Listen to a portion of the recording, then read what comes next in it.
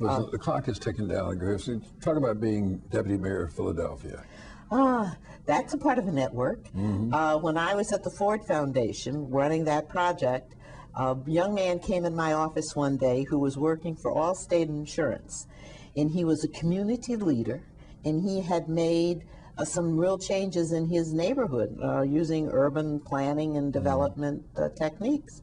And he wanted a new job, and his name was W. Wilson Good. I was ready to leave the foundation because I'd been tapped to go be troubleshooter for model cities, and I said, aha, just the person I need.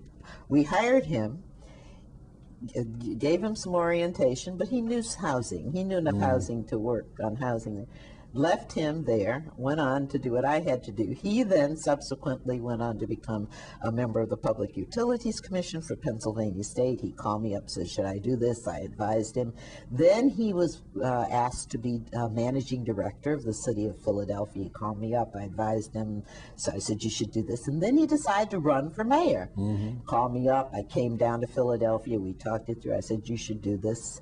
He then contacted me and said, would you come and run housing for me? I said, no, the governor of New York has just named me commissioner of housing for the state of New York. I cannot leave this job. But then the terrible tragedy of the move fire, occurred, and he asked me if I would come and reorganize his office as deputy mayor. He had thousands of people in the office of mayor, 13 agencies, tremendously bad span of control.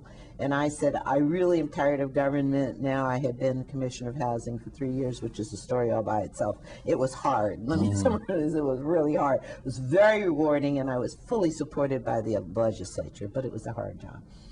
And I went and I did that for that reorganization for Wilson Good. And then I quit, because I really had had enough public service. My husband, my present husband, had created a business which was a system of non-depository banks, and he's a very creative person, understands entrepreneurship like I would never even begin to understand it. But I understand running things.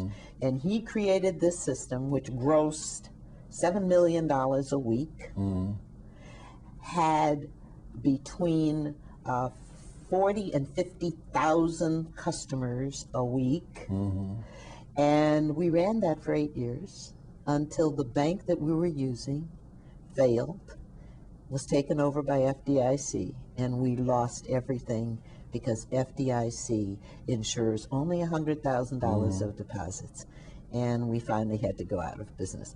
I left being deputy mayor to work with my husband on that project, but in the meantime, my daughter we have 4 children.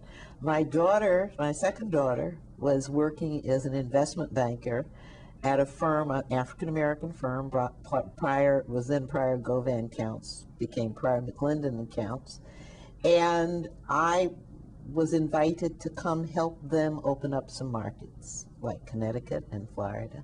So I left being deputy mayor, went into the private sector, did that for a while in municipal finance, and then went to work on the business that my husband and I owned until 1991.